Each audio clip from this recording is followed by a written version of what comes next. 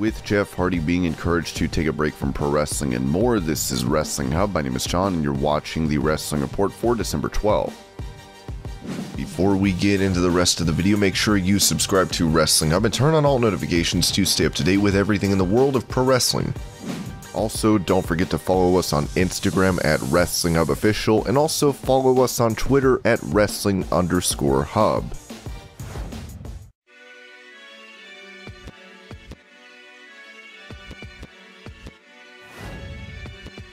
Given Jeff Hardy's recent release from WWE, many are wondering if we will see the charismatic enigma in AEW. On his Hall of Fame podcast, Booker T said this is the last place Jeff needs to be right now. I know people gonna be calling for him to be going to AEW and whatnot. I'm sure that's already the talk out there, but I think that's the last place he needs to be right now. From a monetary perspective, you'll always be checking, okay? So that right there can motivate you to go do work when you really don't need to. My thing is, hopefully he gets the help he needs. I wish Jeff the best. Like I said on Tuesday, right? I said the situation, he's been on the road a long time. He's going through a lot, put his body through a lot. The situation right here is going to take the company to make a decision, to slow him down, to say, hey, let's do this so we can get back to that. Or hey, if you want to do that, we're going to let you go over there and do that. I said exactly that, and what that means is, let's get you some help.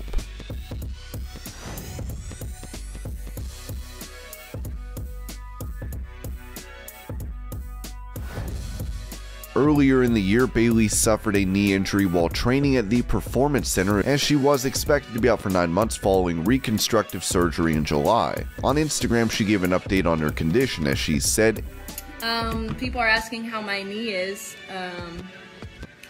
So my knee is doing great, my leg's doing great, my ankle's doing great, my calf is doing great, my shin is doing great, my hip is doing great, my mind is doing great. So, I mean, it's only a matter of time. I'm not going to tell you when, and I don't want all these idiots watching to know when, but I'm going to be coming back soon, maybe, and y'all better be ready. Better be ready.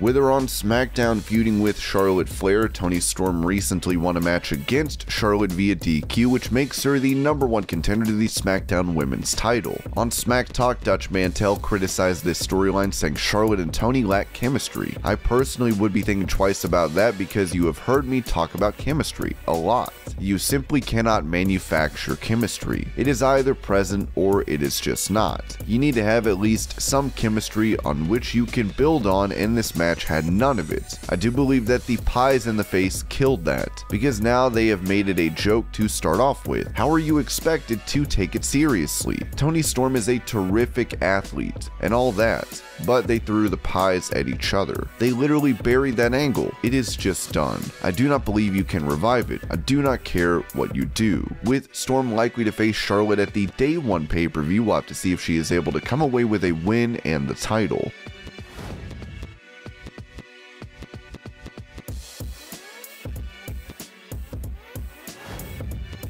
At the Vengeance pay-per-view in 2001, Chris Jericho pulled off the unthinkable, defeating The Rock and then Steve Austin on the same night to become the WWE Undisputed Champion. On his podcast, Kurt Angle revealed that he was originally supposed to be winning the title. Vince McMahon had picked me as the Undisputed Champion. He wanted me to win the 2 titles. Vince came to me the week prior to the pay-per-view and said, listen, is it okay if I give it to Jericho? Because I want to start pushing Jericho and I think this would be great for him. I said you should do that. I think Jericho needs it, and this is a great opportunity for him. So I was supposed to win the Undisputed Championship, but Vince McMahon changed it at the last second and gave it to Jericho.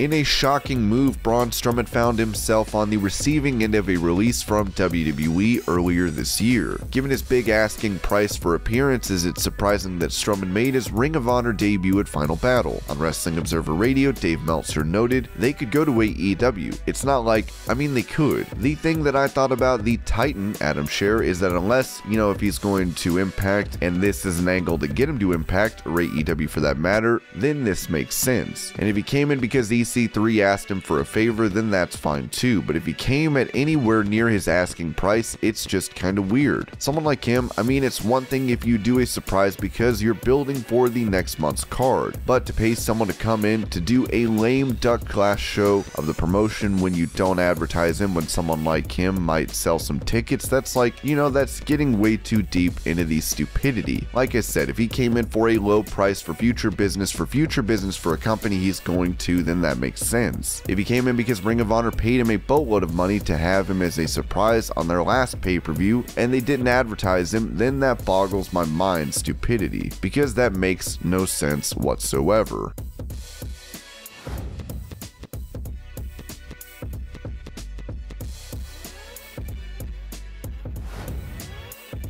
Sticking with Ring of Honor, with the promotion closing up shop to reinvent themselves, they released all their wrestling talent. Dave Meltzer noted that many former ROH stars could end up in AEW. Maybe it's one of those things where they have that tape library. I know they said originally it wasn't for sale, but there's maybe Tony decided to be nice and spice up their show and think it would be good for his company because people will talk about his company. I'm sure there is a Briscoes versus FTR match coming, but I'm sure it'll be in AEW, and I'm sure there's probably more. As far as who else from ROH will end up in AEW, I don't know. There's plenty of quality people. Dragon Lee is one of the top guys, and Brody King, Bandito. There's some real talent. There's a lot of real talent in this company.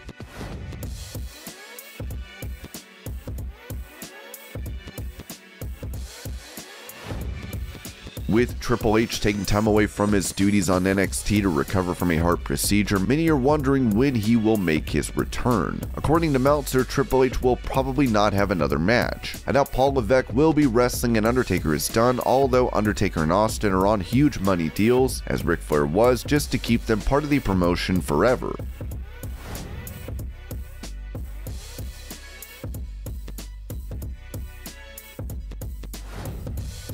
For the most recent Smackdown, Roman Reigns was not seen on the show. Ringside News would give an update on the situation as they wrote, Roman Reigns wasn't on Smackdown, but not to worry. There is nothing wrong with the Tribal Chief. We were told that Reigns' break from Smackdown was known about for around 2 months, and it was a planned vacation. You may continue to acknowledge him when he returns.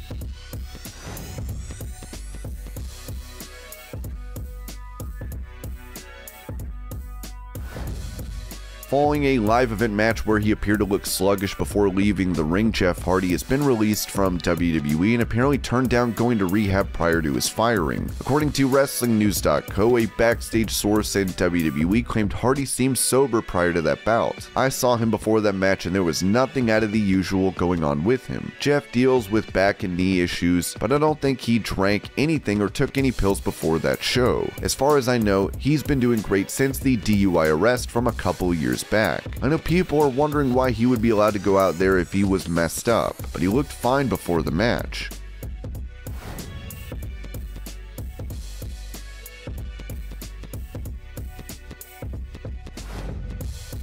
Staying on the topic of Jeff Hardy, a former WWE writer, Vince Russo, recently talked about Hardy's WWE release, as he encouraged Jeff to take a break from pro wrestling. You will not be able to work on your issues staying in the business. It is just not possible. Being on the road, then you are in that hotel room alone, and you are missing your loved ones, and you are just missing your family. There is just no way anyone will get well while they are still in the business.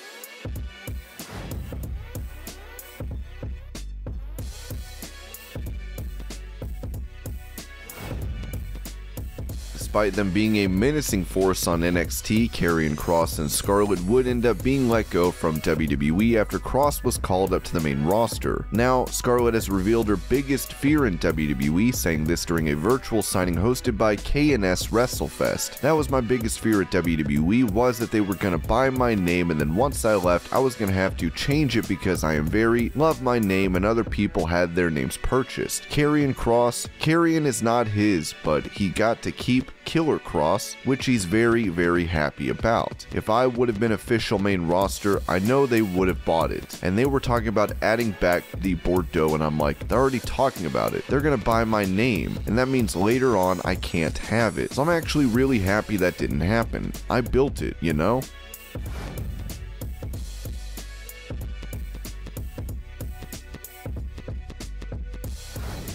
On YouTube after tapings for AEW, Sammy Guevara asked Tay Conti to comment on rumors of the two of them hooking up. Conti reacted with a laugh, asking, "Really?" as she implied she was out of his league. In reality, Sammy is engaged to a woman named Pam, as they've been together for a while. And this was your pro wrestling news update. I hope you're all having a great day. Thank you so much for watching, and I'll see you later.